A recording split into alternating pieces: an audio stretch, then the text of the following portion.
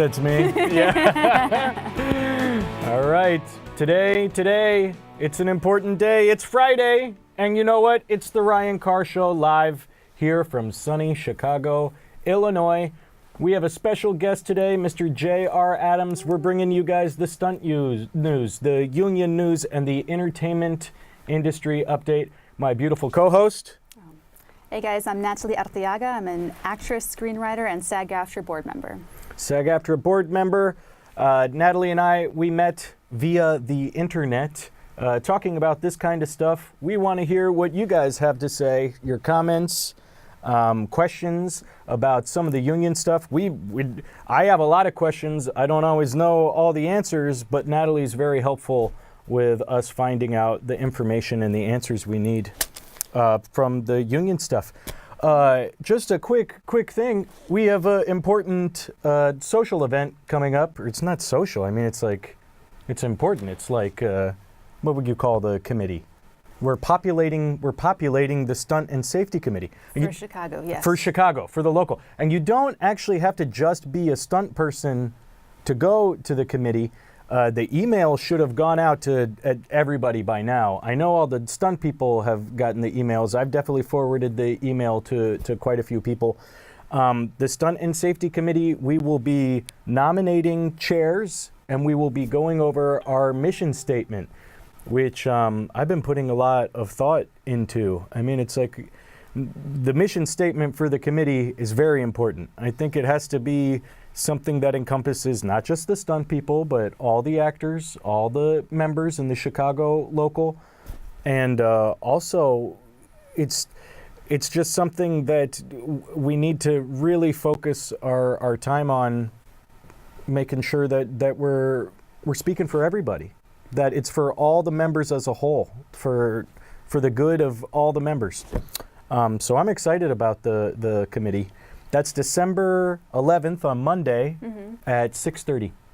Do you have any intro updates for us here?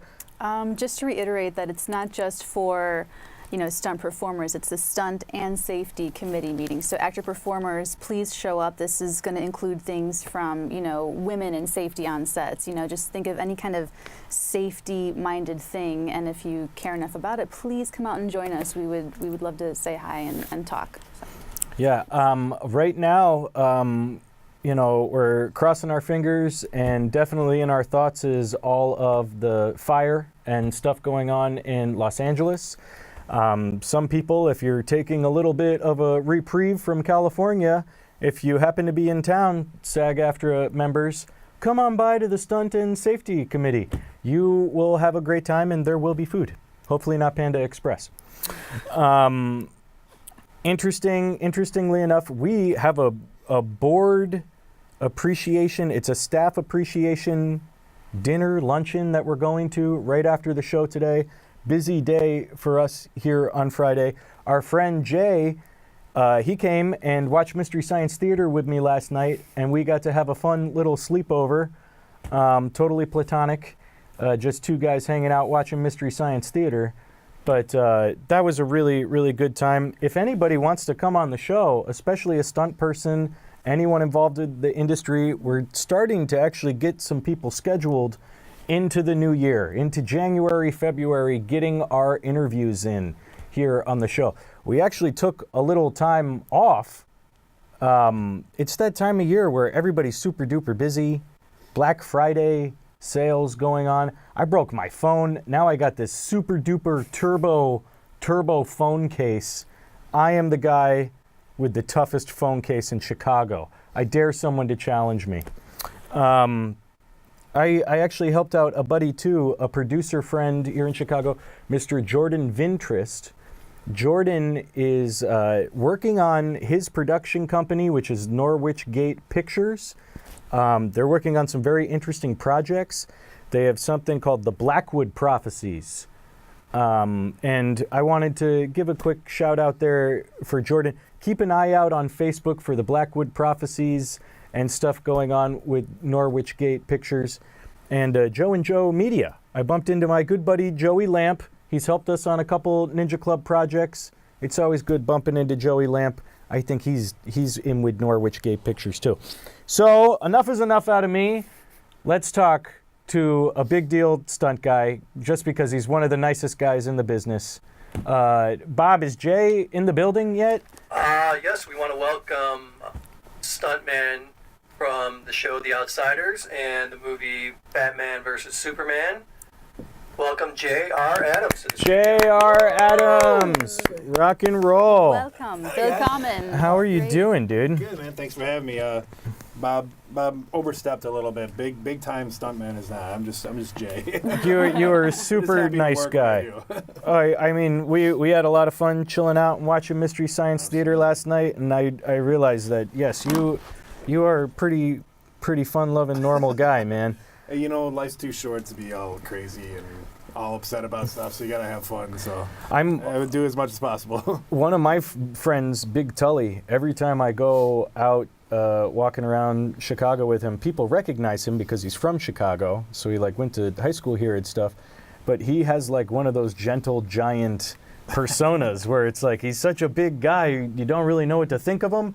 But then you realize, oh my gosh, he's just such a sweet, nice guy. It's very nice of you to come and do an interview with us. I appreciate it. The only time I realize how big I actually am is when I'm like see myself on a camera or something like that. Natalie's so tiny and I just look gigantic. I'm like, oh man, I slouch down a little bit. Well, thank you for coming on the show. I wanted to ask you a couple of things about your career, about stunts. Natalie's got some questions for you. Well, number one, what's the single most important part of stunts to you? Well, I had a background as a pro wrestler. That's how I got into stunts, and to me it's the same thing as with pro wrestling. Is safety is always first. Even little things that I do, like I play hockey and things like that, and I always tell people, I'm like, look, we have to work the next day. So to me, safety is paramount over everything, whether it be stunts, whether it be just on set. With anything going on, with anything, safety is always a highest paramount concern for me. So now, was wrestling the thing that helped you segue into stunts? Did you always know you wanted to do stunts? Or Yeah, it's actually funny. I was, as a kid, growing up, I'd be in school and I had a lot of energy. Yeah. And I would end up like jumping and doing tumbles over desks and stuff like that. And kids were like, "What are you doing?" I was like, "That's what I want. I want to be a stuntman when I grow up. So I'm starting now." I would go flying over desks and doing all this crazy stuff. And so it was always like in my mind that I wanted to do stunt work. But growing up in Detroit, where I'm from, you never know. It seems like an unattainable goal, And so I never really knew how to get into it. And then I got into something similar to stunts. I got into pro wrestling. I was a pro wrestler for 12 years. WWE? I wrestled for WWE a few times. Anytime they would come to Michigan, Ohio, Illinois, I would come in. But I was never under full-time contract for them, so I never worked full-time. But pro wrestling got me involved in both basically stunt work when I'm falling and doing things like that, and also helped with like acting and stuff like that. And it brought out the performer in me. And I realized that it was something I wanted to do, pursue even more.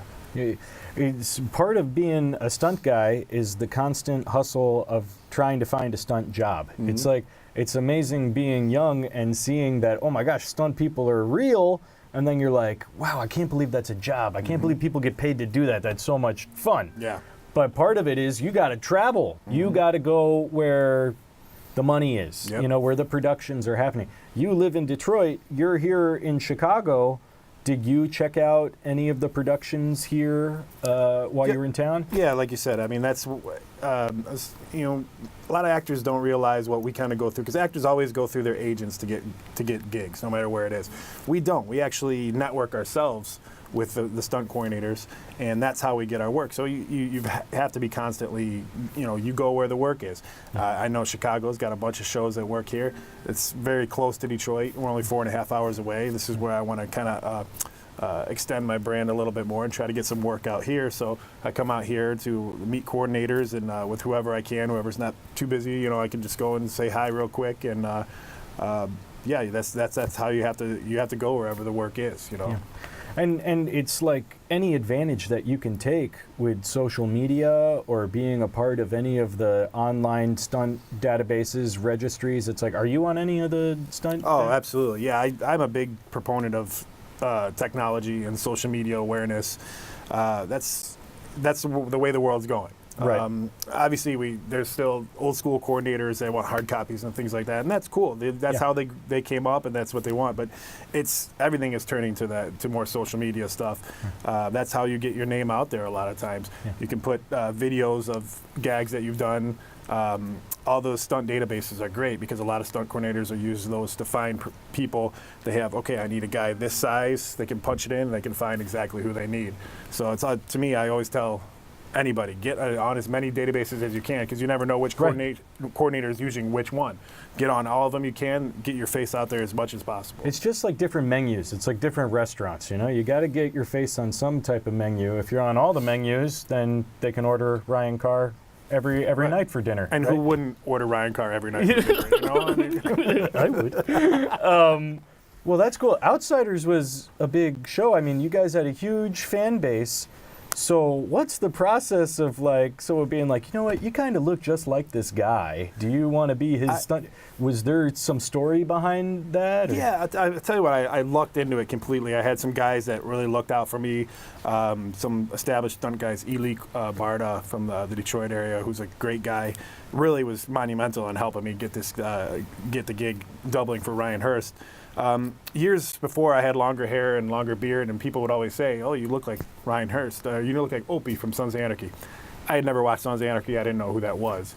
But I had always heard that. And then I had short hair, did some other gigs, Batman vs. Superman. I was a cop, so I had to cut my hair and things like that. And then on one of those databases on Facebook, a stunt coordinator for a new show posted a picture of Ryan Hurst, said, "Hey, I need a guy for this, who knows somebody that can double him." I was like, man, that's the guy that people always said I look like. So I went through the Facebook comments, and I'm about to comment, and I looked already, and Ely Barda, who was a Put your friend of name mine, up for you. put my name up. He's like, I got a guy for you. What a good guy. So Bobby King was the coordinator at that time, so I got in contact with him and just lucked into it, got the gig, and then had to bust my ass, I had to bust my ass to prove that I was worth it. And so luckily he brought me on, and when they changed regimes over there with stunt coordinators, that the current Danny Lee Boyer took over, and he kept me on so I worked, the 2 seasons of the show. I got the double Orion stuff, which was a blast. It's great. I don't think people realize that it's like in the industry, things are so fast paced that we actually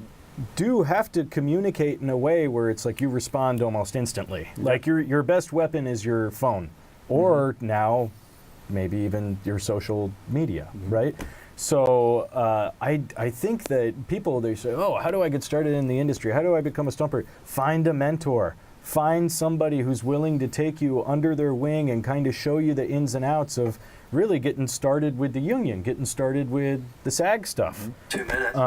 Oh, thanks, Bob. Oh, we're already talking. Do you have questions for Jay, too? It's in my section. Okay, Natalie's going to handle the questions in her own section. But I do think that that's cool that there are some people that are so willing to respond back so quickly. Like someone that helped me was my buddy Brian Christensen. I talk about him every once in a while. Nosewind Inc., which is Brian's company, is one of the premier stunt and rigging companies nationally and all over the world. So, he's really a great guy. I learned so much from him. If I didn't understand that process of, no, you got to email, you got to do this stuff, you kind of get lost in it. You're like, where do I start?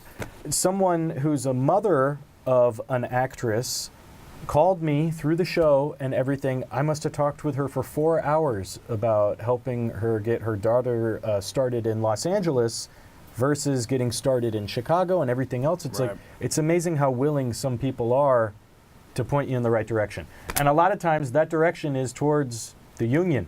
So, I don't know, do you have any feelings on what maybe the union could improve upon? We've always talked about things like the app.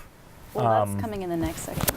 Oh, well, we're going to break. Ryan's jumping ahead a little bit. I'm a little all over the place because I'm excited to have our special guest here, Mr. J.R. Adams. He was on the show The Outsiders. I'm here with Miss Natalie Arteaga. On the next section, our union update. Natalie's going to ask Jay basically the specifics about what it's like to be a stunt guy in SAG-AFTRA. SAG-AFTRA represents the puppeteers, the stunts, everything. We were just talking in our pre-production meeting that the stunt people were one of the top earners. So stay tuned to the Ryan Carr Show. We'll be right back. And we will be right back. After this. After this. Thank you. So now we take a little break. Yeah. It's so. All right. We're playing some music right now. Look at the city behind us. It's so nice. I know. Here, actually, scoot your little yeah. booty in a little bit. There we go. Perfect. All right, guys. We're back here at the Ryan Carr Show live from sunny Chicago, Illinois. I'm here with my guest, Mr. J.R. Adams, stunt double, stuntman, and Miss Natalie Arteaga. She's got a couple of questions for Jay. I'm going to turn it over to Natalie. Thank you. So, all of us performers, we know that there's a huge difference between doing non-union work and when we get our SAG card and kind of join this, elite group of professional people that get to do these fun things, these, great things. So, what was your first union gig? What was that first experience like for you? My first union gig was when I was first trying to get into the film industry. I started contacting stunt coordinators around the Detroit area because at that time Michigan had a good tax incentive. We had a lot of films and stuff being filmed there. So I met with a couple guys named Carl Nespoli, Dan Lemieux, Ely Barta, these guys from Michigan. They're established guys that, I said, hey, I want to learn. And Carl was really one that he brought me out to a couple sets so I could check it out and kind of get the feel for things and stuff like that. And then Carl introduced me to a guy named Noel Vega, who was producing a movie, a low-budget film in Detroit, and got me my first gig. He booked me and got me Taft-Hart lead, which for people who don't know is you're kind of way into the union, so that you're not technically in the union yet, but you still can benefit from all the benefits that the union provides. So got me my first gig, and then I was Taft-Hart lead for actually a little bit longer than I probably should have, a couple years before I actually joined. My whole thing is when you're first starting out, work as much Taft-Hart lead, work as many jobs as you can until they tell you have to join, because it helps you to start out to get a lot of experience. Absolutely. But doesn't restrict you as far as not being able to work union jobs, because when you're first starting out, you need as much experience as you can, in my opinion. So once you get Taft-Hart lead, I tell people don't necessarily join right away. Enjoy the benefits that you get from it, but also keep gaining that experience so that once you finally do join the union, you have a little bit more experience and you're a little bit more seasoned, if you will. Well, that's a great way to stay competitive. Very cool. So how long have you been a union member? About 4 or 5 years now. Once I got my letter saying you have to join, then you join. You jumped right in. Go right from there. Yep. Never look back. Cool. Now, were you ever hurt on set? Have you ever had any kind of injuries or anything that kind of went I've been very fortunate. I haven't had any injuries, just little things. You all always get banged up, bruised up, scraped up, little tiny rocks in your legs from sliding down a hill, or, popping your knee out a little bit from rehearsing without a knee pad, thinking, when you think, oh, okay, now I'm going to put a knee pad on. Little things like that. But luckily, knock on wood, nothing major. My major injuries that I've always had were from my professional wrestling days. I broke my back in the ring, and that's what slowly started to get me out of wrestling. Yeah, for But sure. luckily, so far, I haven't had any kind of major injuries with acting work. Wonderful. So what's kind of your overall experience? Would you kind of describe it with, the union or with, staff, filing claims, or any kind of interaction that you've had kind of with that back and forth? What was that like? It's been a great experience for me so far. I'm really proud to be a SAG-AFTRA member. I'm proud to be in that group of people that, to me, a union, 'cause like I said, growing up, I always wanted to be a stunt performer.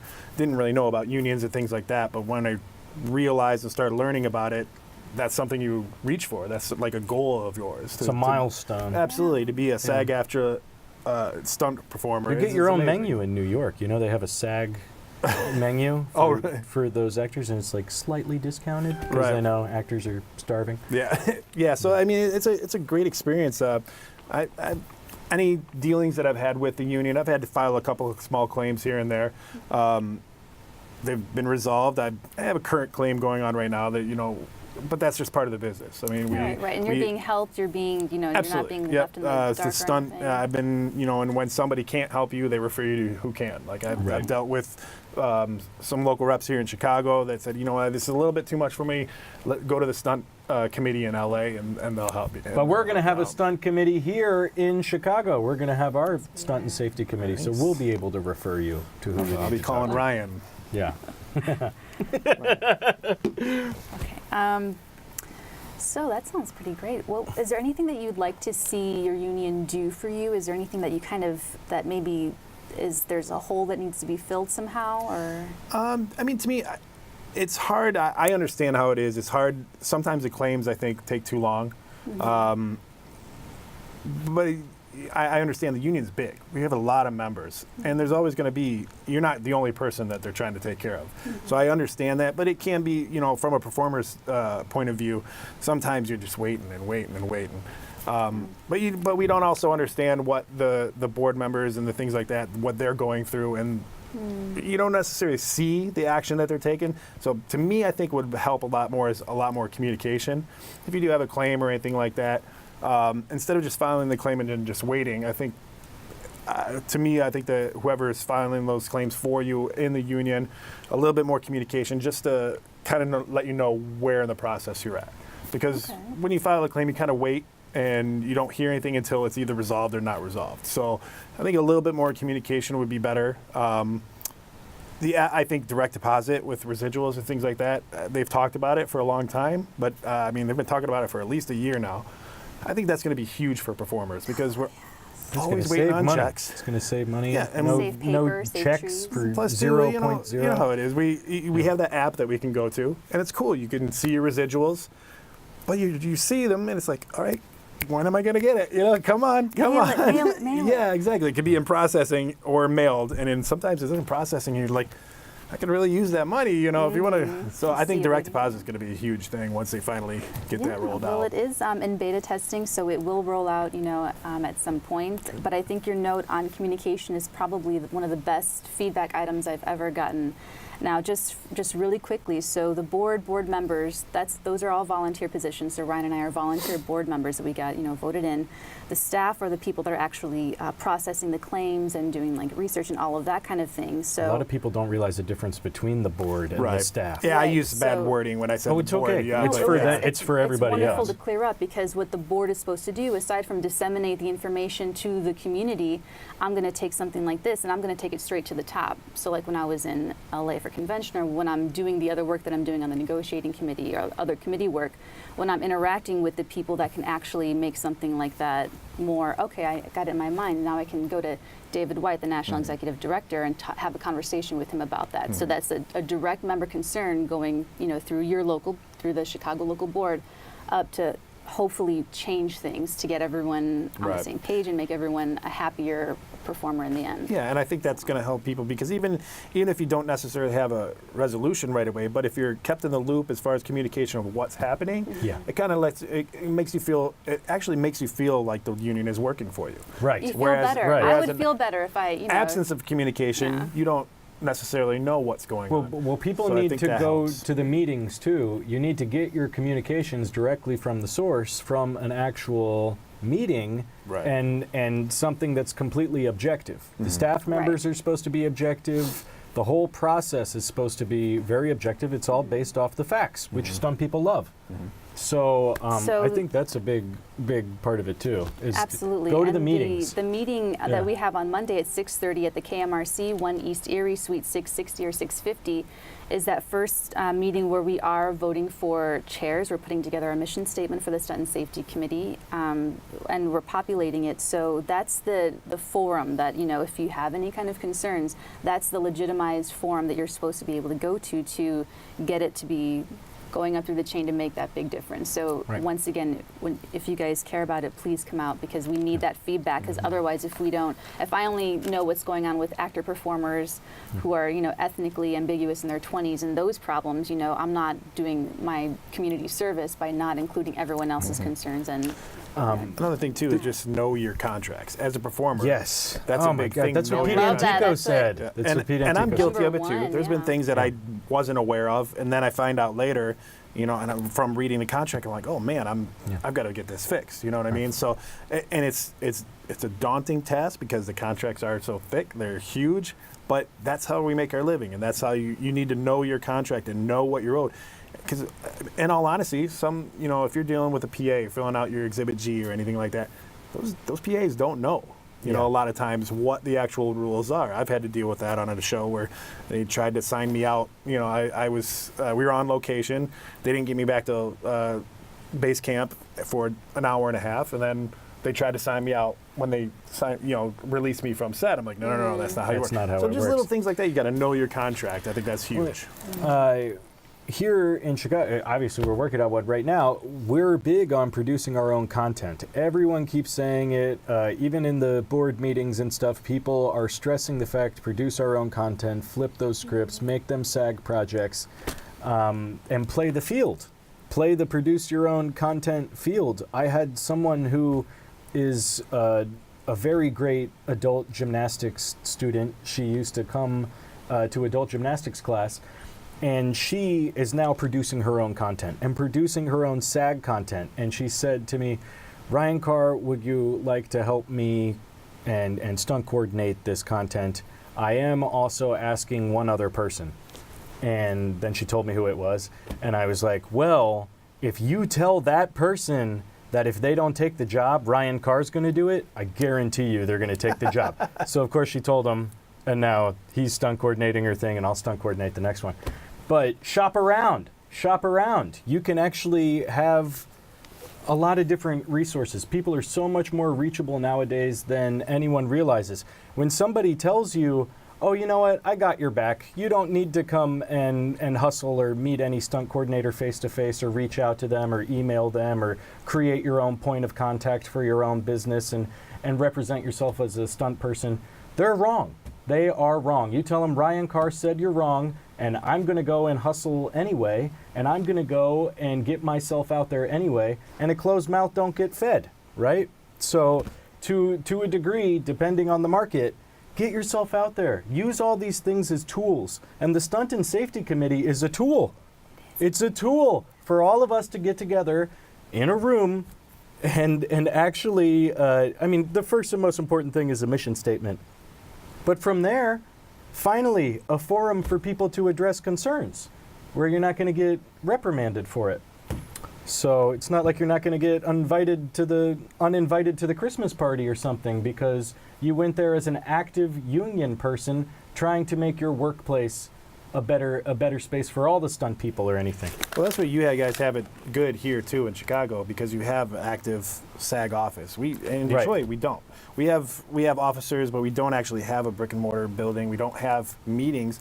It's very, they have like different coffee events and stuff. You can go and do things like that, but we don't have like committee meetings and things like that in Detroit. If I want to come to them, I have to come to here. Chicago, right? Or go to New York, something like that. So you guys are lucky. I think all the union members should take advantage of, even if it's not like you said, actors. Even if you're not interested in stunts or anything like that, it's still you're all in the same union. I think everybody should be involved in that and at least be informed. 2 minutes. And good people meet good people. If you identify with something that Jay says or that I say or Tully or anybody, it's like I had a 3-4 hour phone call with somebody's mom that I have no idea really who they are. Right. But it's like you're hoping that person has a good experience in the industry because there's so many people where it's like they haven't had a good experience. It's like, that's where I've been really lucky too. All the stunt performers that I've worked with and things like that, for the most part, have all been awesome people that I've learned from and that I highly respect. And so I'm lucky that I've worked with some great people. And even like you said, I still will go out and hustle, but it's always great having somebody have your back too. Yes, it's always Absolutely. great having somebody look out for you. It's a great. And it's a good feeling to know that people are going to put your name up. To me, as far as stunt work, is like a brotherhood. It's different than acting. No offense to actors or anything like that, but it is different. You're absolutely right. We have our lives in each other's hands. So to me, it's more of a brotherhood that I'm happy to be a little tiny part of. I appreciate it. Well, I'm pretty sure you can call in through the meetings. So if you want to do the committee stuff, you can can hop on and participate. So text us or email us, Facebook message us for more on that. If you're out of state and you want to be part of our, Stunt and Safety Committee, we do cover 4.5 states, a portion of Iowa, for the Chicago local. But I think that's what we've got for today. That's what we got. You know what, guys? Thanks for watching The Ryan Carr Show. I want to thank my co-host, Miss Natalie Arteaga. I want to thank J.R. Adams from the TV show Outsiders. Thank you for coming. Thank you I'm so happy to be in the much. same Thank brotherhood you. as Thanks you, for my having me. friend. I appreciate it. I want to thank Bob Awesome Beck, meeting the you. voice of Chicago, in the booth. He always speaks the truth. And my audio-visual wizard, Mr. Jeremy Lynch, and Sarah Rico. Sarah, thanks so much for the help today. Thanks a lot, Jay. Oh, you Yes. bet. Thanks for having me. Everybody out there in Chicago, if you want to be on the Ryan Carr Show or you got something you want us to talk about or a question, hit us up. And if not, we'll see you at the Stunt and Safety Committee meeting. Brian Christensen's the man. Brian Christensen's the man, knowswin.com. Check it out, Stunts and Rigging. Please come to the Stunt and Safety Committee meeting December 11th at 6:30 p.m. at the KMRC in the SAG-AFTRA offices at 1 East Erie, 606, Suite 606. 660. 660, never mind. Stay out of trouble, Chicago.